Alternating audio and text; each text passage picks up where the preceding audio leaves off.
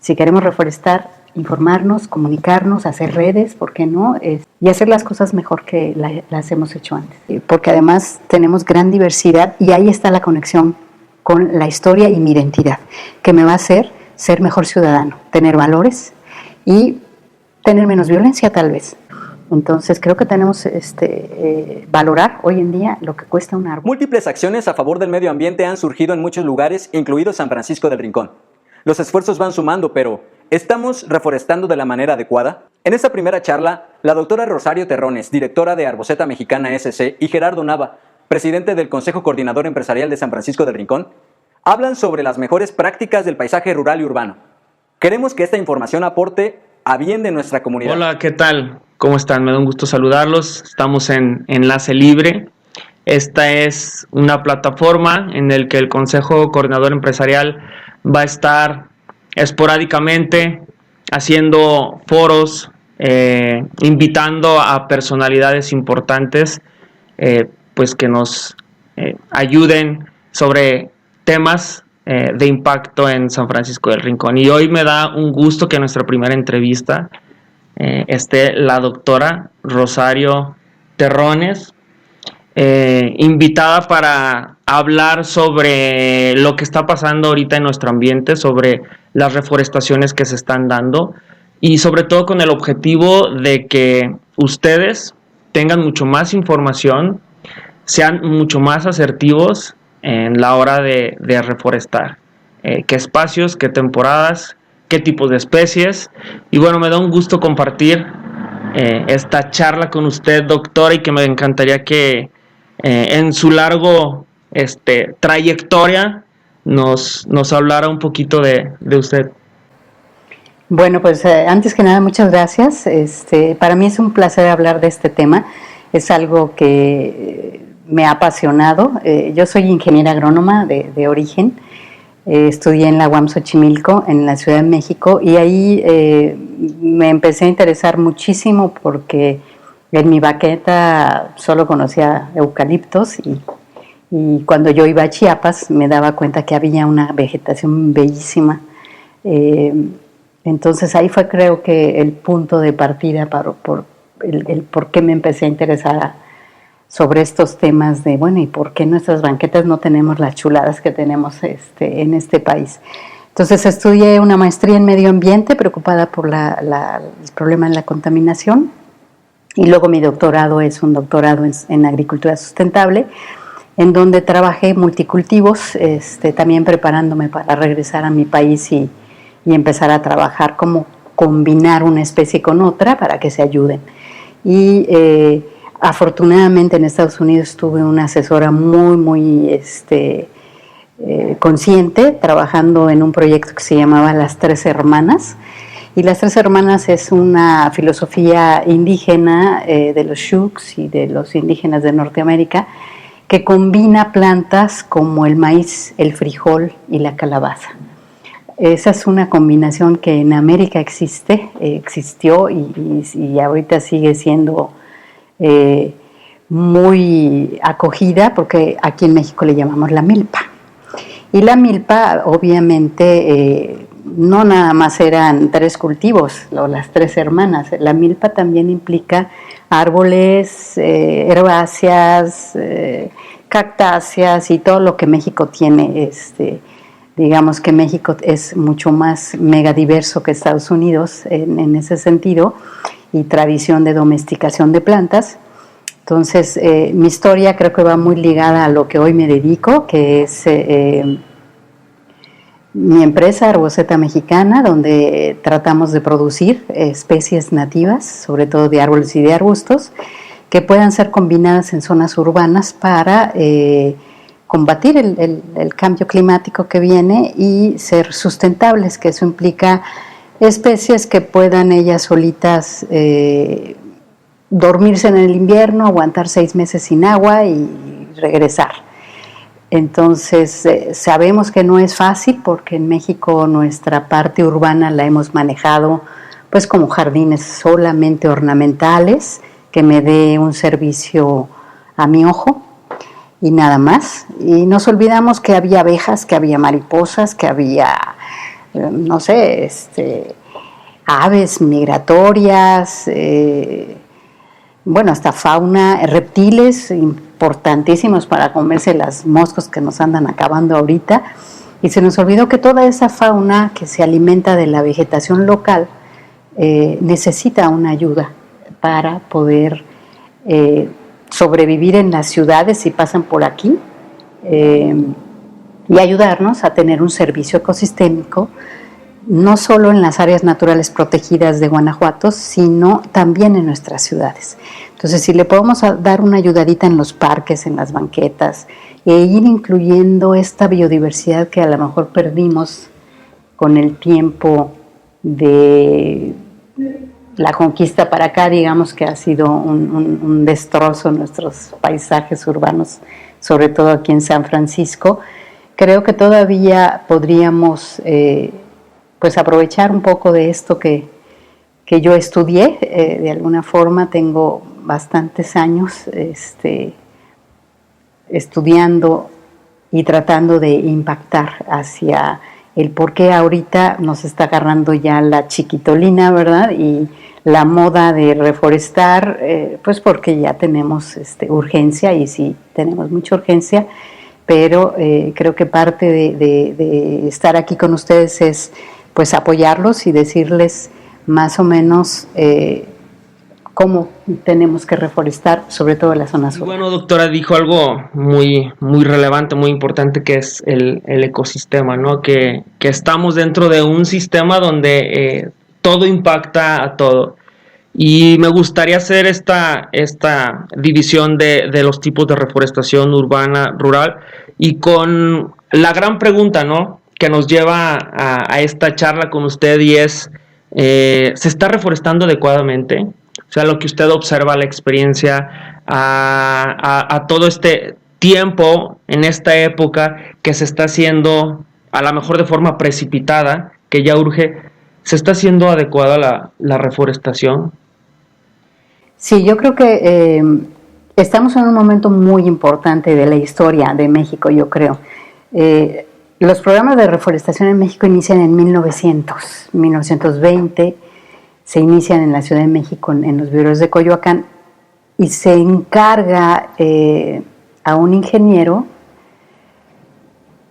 hacer un ensayo para ver con qué especies se podía reforestar México, porque empezó a declinar en muchas zonas, sobre todo urbanas, pues la falta de cobertura vegetal.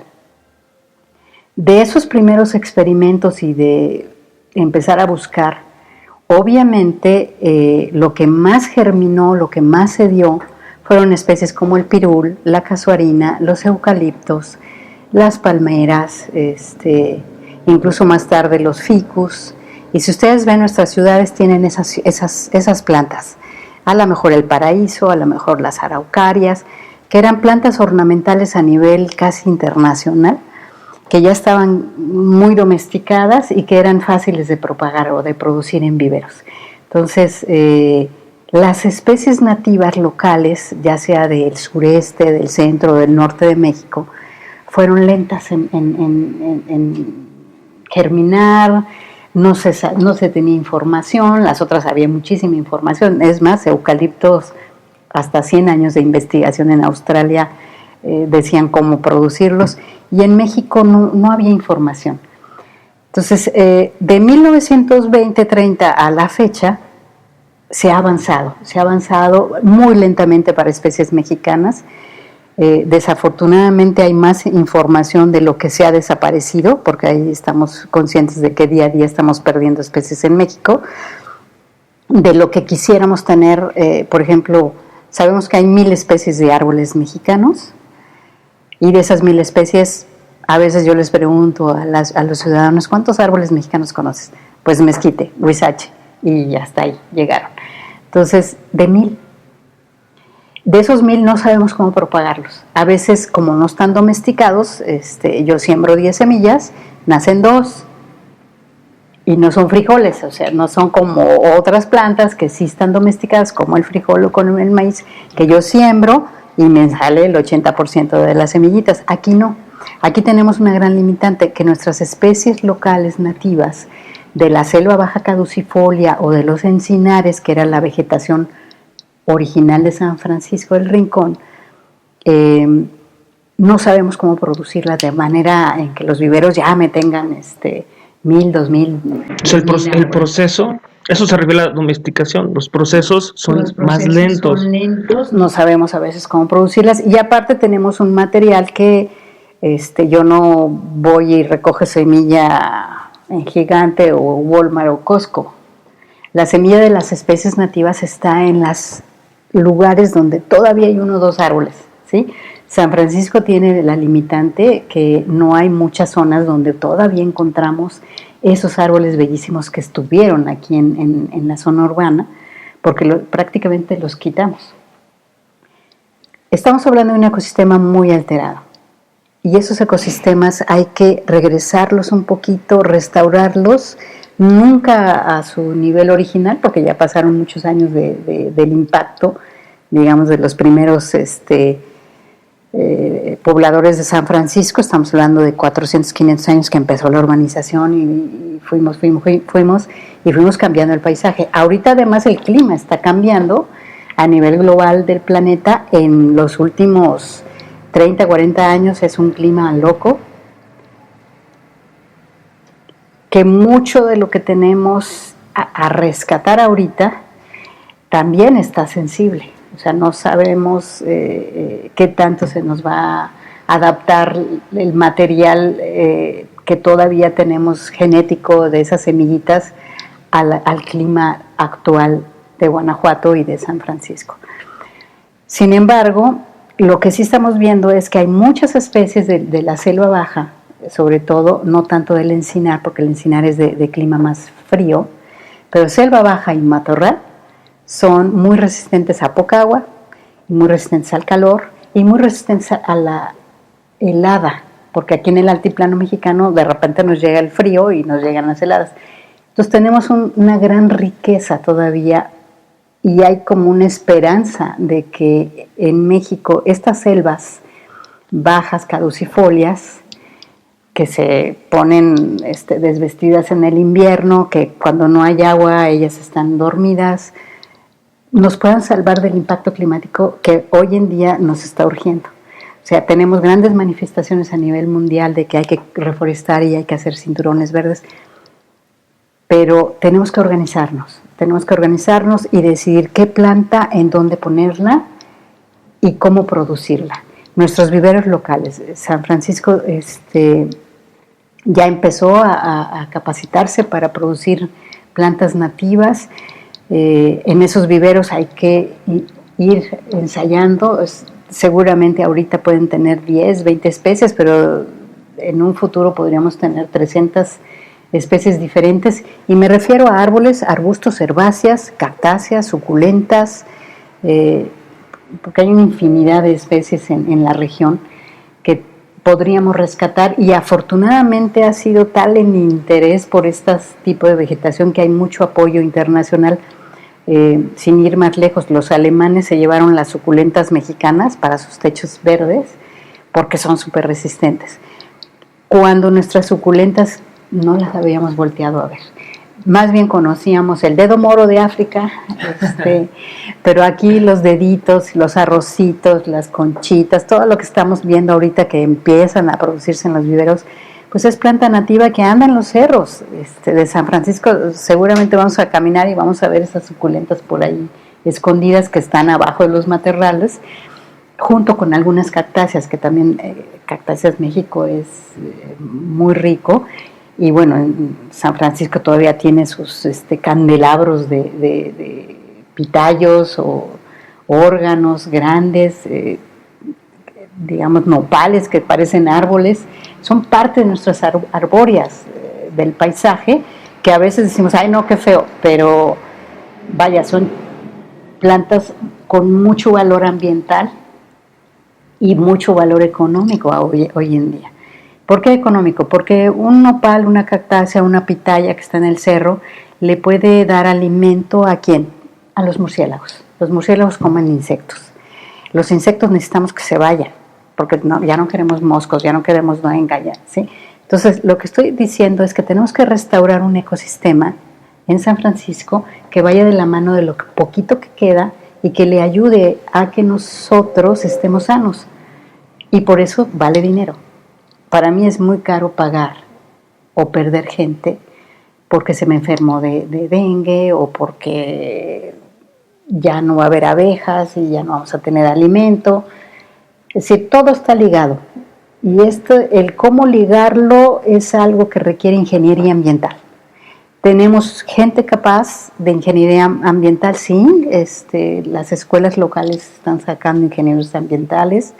Tenemos arquitectos paisajistas, tenemos muchos diseñadores, tenemos toda la parte de difusión, las redes sociales, que son súper importantes para comunicarnos y platicar y decir, a ver, voy a poner un pochote, una ceiba nativa en una banqueta de 1 metro. No la vas a poner porque el pochote requiere de un anclaje de mínimo un camellón de 12 metros de ancho. Entonces, a eso me refiero de la reforestación la tenemos que organizar, hacerle caso también a la autoridad, porque la autoridad ya empezó con Implan, Claro. a tener documentos que respalden cómo nos guiamos, cuáles son las especies, dónde van. Que no todos tienen una paleta vegetal, ¿verdad? No todos. Y aquí en San Francisco la tenemos, y eso creo que es importante. Sí, para... pues a eso me refería, que ya empezó México a despertar. León fue de los primeros a nivel nacional de despertar. En un congreso que tuvimos en Yucatán de parques urbanos, fue como pionero, y ahí nos dimos cuenta que Colombia y otros países están volteando a ver a México en esos documentos, que son reglamentos de medio ambiente, reglamentos hasta los desechos. Es importante saber cómo estamos manejando la basura, porque esa basura puede ser la composta que vamos a usar para rehabilitar las banquetas o los camellones, porque las banquetas y camellones en todas las ciudades están súper contaminadas, y tenemos que tener una riqueza de suelo con microorganismos, bacterias que le ayuden, por ejemplo, a un palo dulce o a un copal a sobrevivir ese tipo de banqueta que tenemos hoy. Entonces, todo va vinculado, y los reglamentos o las políticas públicas que apoyen son súper importantes. Muy importante. Y afortunadamente aquí ya estamos como avanzando. A veces sí nos vamos a desesperar y ya queremos ir y agarrar la palmera, el ficus o lo que haya en el vivero de la esquina, ir y plantarlo. No, eso ya lo hicimos y estuvo mal. ¿Por qué? Porque saturamos. Cuando yo saturo de puro pirul o pura jacaranda, nuestro ambiente se satura, las especies igual de insectos, de reptiles, de anfibios, de todo lo que tenemos, se vuelven locas porque dicen, no, aquí nada más puro pirul o puro mezquita. No, tenemos una regla general de diversidad en las banquetas. Sabemos que a veces a las señoras nos gusta puras flores moradas o puro anaranjado, entonces nos vamos con una sola especie y nos casamos con él, pero así no funciona mi cuerpo. Mi cuerpo es un sistema que tiene muchos sistemas conectados, y así es como funcionan los ecosistemas. O sea, yo soy un ecosistema, la lógica natural. San Francisco es un ecosistema, y tenemos que tener diversidad porque cada uno tiene una función. Y entonces ahí es donde tenemos que como informarnos con los profesionistas. Sí hay gente capaz. Yo tengo mucha fe en los mexicanos porque somos bien metidos. Me da miedo que sí, por la moda volvamos a ir y a poner puras palmeras, que porque allá en Florida sí, no, allá en Florida tiene su ecosistema y acá tenemos otro ecosistema. Entonces, si queremos realmente darle un suspiro o un refuerzo a la biodiversidad local, a nuestra salud, a nuestro dinero, porque imagínense puros ficus, luego pódalos. ¿Cuánto te gastas en gasolina? En las podadoras, en la mano de obra. Si el mantenimiento se hace de una manera desorbitada, sin las mejores prácticas de manejo. Igual que la industria tiene sus mejores prácticas de producción o de comercio, también en jardinería o en arquitectura del paisaje tenemos esto que le llamamos mejores prácticas de manejo, que involucra desde qué planta va con qué suelo, qué bichos voy a tener, si esos bichos van a tener al otro bicho que se lo come para que no haya plagas, o voy a tener que seguir con el herbicida y el fungicida y todas esos sidas que ya ahorita a nivel mundial decimos ya no queremos tanto químico. Entonces tenemos que reflexionar en que también en nuestra jardinería hay especies que requieren poca agua, se duermen de repente, se ven pelonas, pero bueno, Nueva York, Australia, Inglaterra, sus paisajes son totalmente pelones y nadie dice nada, y aquí queremos siempre verde. Entonces tenemos que cambiar de mentalidad, y afortunadamente ahorita hay mucha información, sobre todo los jóvenes vienen con mucho conocimiento porque estamos muy bien comunicados a nivel internacional. Entonces sí, yo creo que es un tema relevante. No, espero que no sea moda, sino que sea una forma de vivir diferente, porque incluso hasta necesitamos jardines comestibles, jardines aromáticos, regresar tanta historia que tenemos, es parte de nuestra identidad. Yo les traje un copal y un palo tenaza, que es pariente cercano de los ébanos, pero son especies locales que tuvieron una historia. Sobre todo el copal chichote es el cementante número 1 en las estructuras. ¿Estas son nativas de aquí, de la región? Son de la región, ellas estuvieron. ¿Existen? ¿Hay todavía? Hay todavía. A veces están chiquitas, a veces hay árboles más grandes, pero estos copales, de hecho en San Francisco, aquí cerquita en el Cerro Pelón, encontramos copalillo, chichote y palo cuchara, 3 especies de copal en un ratito. Entonces, si le buscamos, esa maraña que vemos de cerro tiene una riqueza todavía interesantísima. Sí, es una pena que camino acá de León hacia acá, en el bulevar, pues encontramos puros pirules y volteamos al cerro y wow, tepames, huizaches yúnderos, huizaches chinos, huizaches timbes, es decir, una diversidad nada más de huizache y en cambio acá en el Camellón solo pirules. Eso nos agarró la prisa, eran los que estaban y además costaban baratos y además son bien facilotes para crecer, ¿sí? Entonces tenemos que cambiar eso y decir, bueno, ¿cómo lo hacemos? ¿Cómo tenemos paciencia? Claro. ¿Cómo hacemos vínculos para que los productores o viveristas puedan también vivir de esto? Yo soy muy fan de que los árboles deben de tener un precio, no se deben de regalar, porque lo regalado nadie lo cuida. Entonces creo que tenemos valorar hoy en día lo que cuesta un árbol, y sobre todo un árbol nativo. Pues esta charla, híjole, nos llevaría tiempo seguir platicando, es una inversión de tiempo súper importante. Yo nomás tengo algunas cuestiones que me gustaría que me las respondiera, sobre todo para la ciudadanía de San Francisco del Rincón, de la región, que nos diera unos ejemplos de cuáles serían aquellas especies, a lo mejor 1 o 2 ejemplos de los que que nosotros sabemos que es de nuestro paisaje, pero podrían tener algún daño, y cuáles serían un tipo de especies que nos podrían ayudar, sobre todo en paisaje urbano. Si una persona tiene su casa y quiere plantar enfrente de su casa, fuera de su casa, un árbol, ¿qué recomendaría? ¿Qué es lo primero que tendría que hacer? Y esto voy a tomar las mejores decisiones de impacto. Bueno, la reforestación urbana es algo que cualquier ama de casa nos enfrentamos, o cualquier joven entusiasta hoy se está preguntando. Y bueno, es muy difícil tener como pasos concretos, pero creo que lo interesante sería que volvámonos diseñadores. Yo tengo mi jardín, mi patio, tengo mi camellón, tengo mi banqueta, lo que ustedes quieran, donde ustedes quieran reforestar. Número 1, ¿cuánto mide el área que yo quiero ocupar? Mira, lo mido, hago mi cuadernito y me pongo a dibujar. ¿Qué voy a dibujar? Bueno, ¿qué es lo que quiero con mi jardín o mi camellón? Si en mi camellón mide 12 metros, vamos a hacernos la siguiente pregunta. ¿Quién pasa por ese camellón? Pasan autobuses, hay cables arriba, hay focos.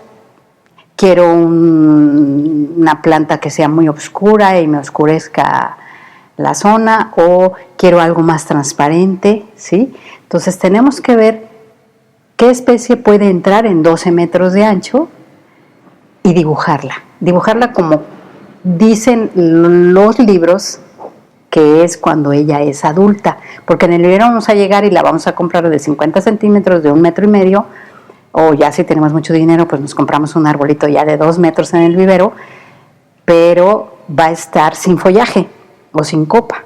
Entonces tenemos que dibujar en nuestro papel cómo se va a ver cuando sea grande, ¿sí?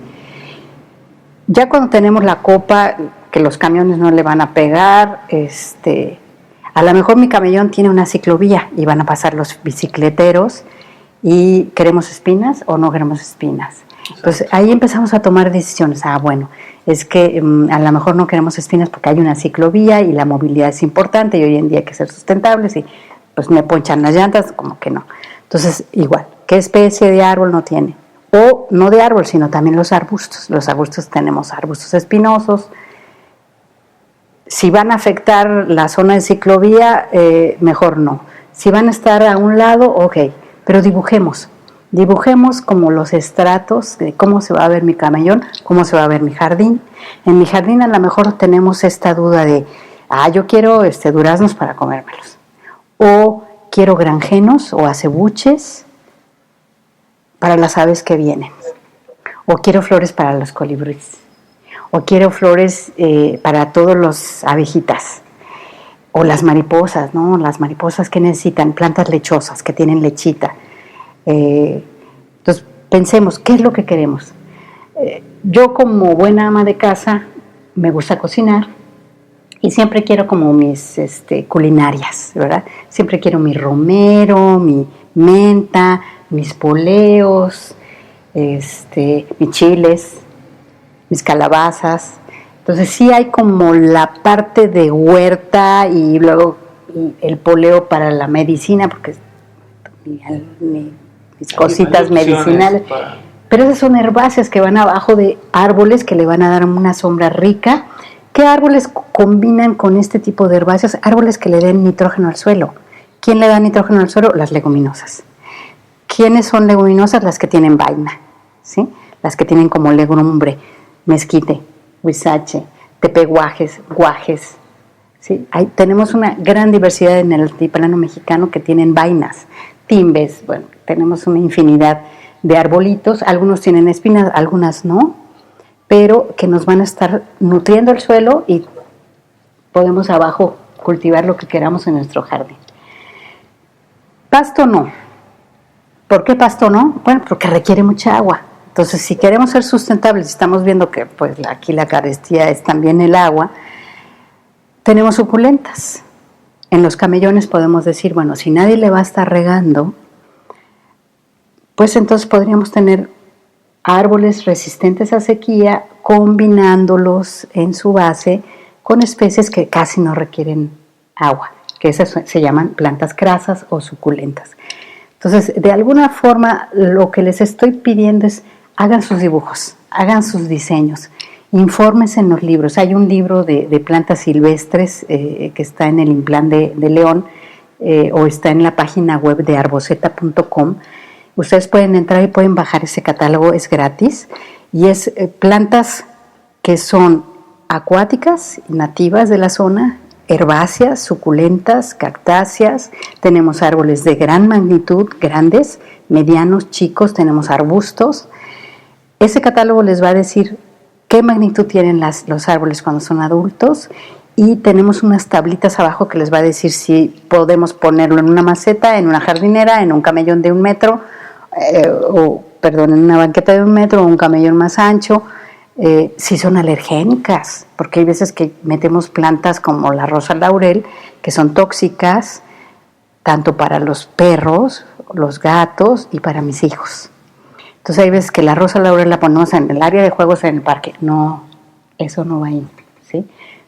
Está muy bonita y nos vamos al vivero y la compramos porque las florecitas, pero no, esa mentalidad ya la tenemos. Hay información en internet, hay muchísimas sitios ahora que hablan de arquitectura del paisaje, de jardinería sustentable, de permacultura, que es una técnica de hacer este uso de mejores prácticas de mantenimiento, que nos pueden informar y nos pueden ayudar a hacer nuestro dibujo adecuado e ir al vivero local o encontrar las plantas que andamos buscando, encargarlas, porque hay veces que no están para el día siguiente, a veces hay que encargarlas de un año a otro, pero en ese momento estamos, si queremos rescatar especies nativas, yo les insisto en nuestros viveros, nosotros tenemos un vivero y hay mucha gente que llega y yo les digo, me tienes que encargar árboles para el siguiente año o dentro de 2 años,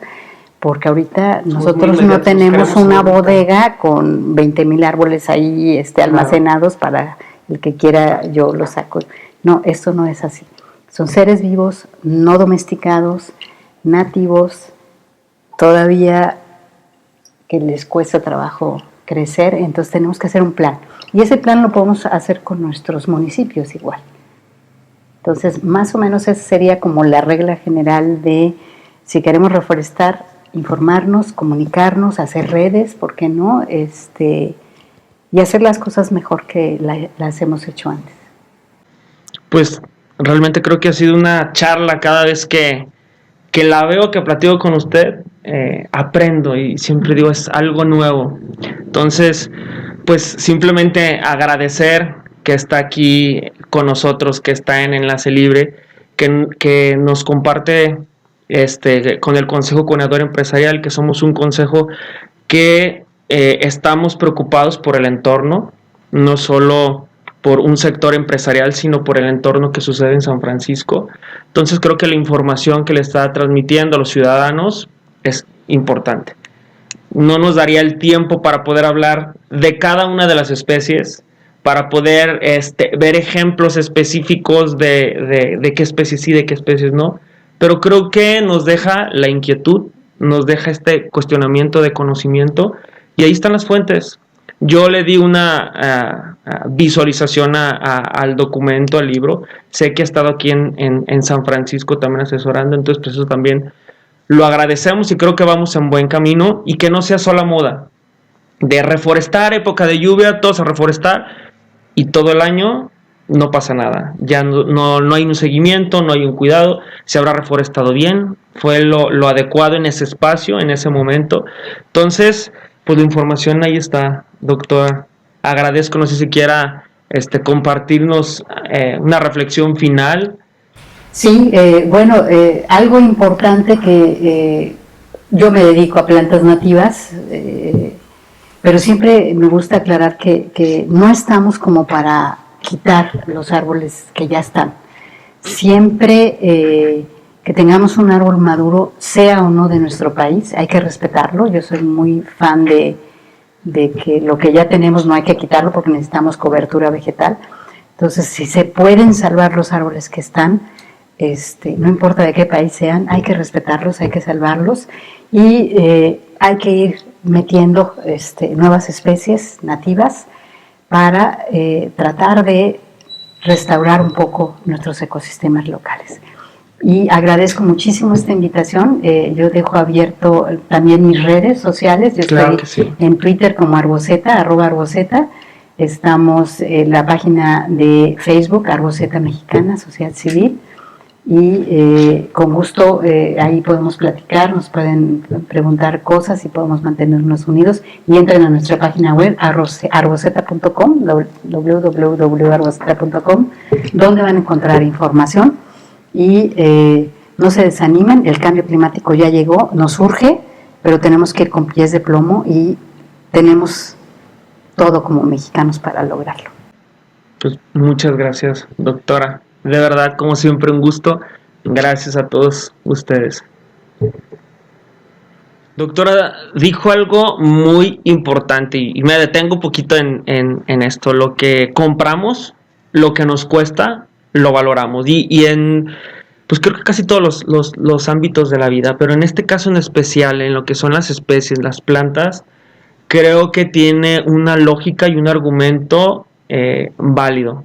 Si compramos una planta, vamos a tener más el compromiso de cuidarla. Yo siempre he dicho, es esta conexión con la naturaleza. Lo que yo hago a conciencia, voy a estar más conectado y siempre va a haber un vínculo, un compromiso, un más allá.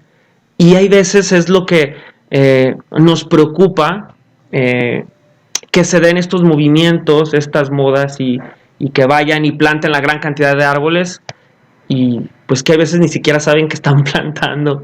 Pero ¿qué nos podría decir al respecto? Que se me hizo muy interesante. Sí, ahí es un momento especial en esta época de grandes cambios climáticos y degradación ambiental, que sí necesitamos regresar a este vínculo del ser humano con la naturaleza. Y ese regreso es salud. De hecho, en muchos hospitales del mundo se está reforestando los hospitales porque sabemos hoy en día que las plantas pueden sanear. Y es algo como muy antiguo, de las civilizaciones anteriores a nosotros, tenían muy metido el vínculo entre naturaleza y espiritualidad, ¿sí? ¿A qué me refiero? Que tal vez si yo tengo noción de qué árbol estoy comprando o si me lo regalaron, cómo se llama, cuál es su importancia, hago un primer contacto, sé su historia, yo les hablaba del copal, sé la historia de los copales, cómo se usaron, a quién le dan servicio y vuelvo a esta valoración, que es como una ética ambiental que hoy hemos perdido, de valorar la naturaleza. Yo valoro la naturaleza sabiendo que esa naturaleza me está dando un servicio que me hace posible ser sano. Entonces, si yo compro un árbol y lo planto y me olvido y no supe ni cómo se llamó el palito, porque a veces así les dicen, eso es la misma relación que tengo con mi taza. Es muy material, me sirvió ahorita para la foto, porque a veces así desafortunadamente los políticos le hacen, van, se plantan y luego le preguntan a uno, sí, bueno, y esas 1000 árboles que planteaste, ¿de qué especies fueron? ¿Cuál es su futuro? ¿Cómo se van a manejar? No sabemos. Claro. Entonces hay que hacer una verdadera reconexión. Es importante, si ustedes saben, nuestros indígenas tenían pocas plantas y fauna doméstica, porque para ellos las plantas y los animales eran más bien algo muy espiritual, algo que era parte de su vida, eran compañeros de vida. Entonces, todavía Europa sí domesticó muchísima fauna y plantas, pero creo que independientemente de querer estar domesticando, las plantas tienen una función, la fauna tiene su función y esa función está integrada con nosotros y tenemos que aprender cómo se llama un xixote o un copal, un pochote, un palo dulce, porque además tenemos gran diversidad y ahí está la conexión con la historia y mi identidad, que me va a hacer ser mejor ciudadano, tener valores y tener menos violencia tal vez, porque eso necesitamos, no un parque que sea un parque nomás con árboles, sino un parque donde yo sepa qué historia tiene el árbol que está en ese parque, porque es parte de mi historia, parte de mi identidad y parte de ser, pues parte de este ecosistema.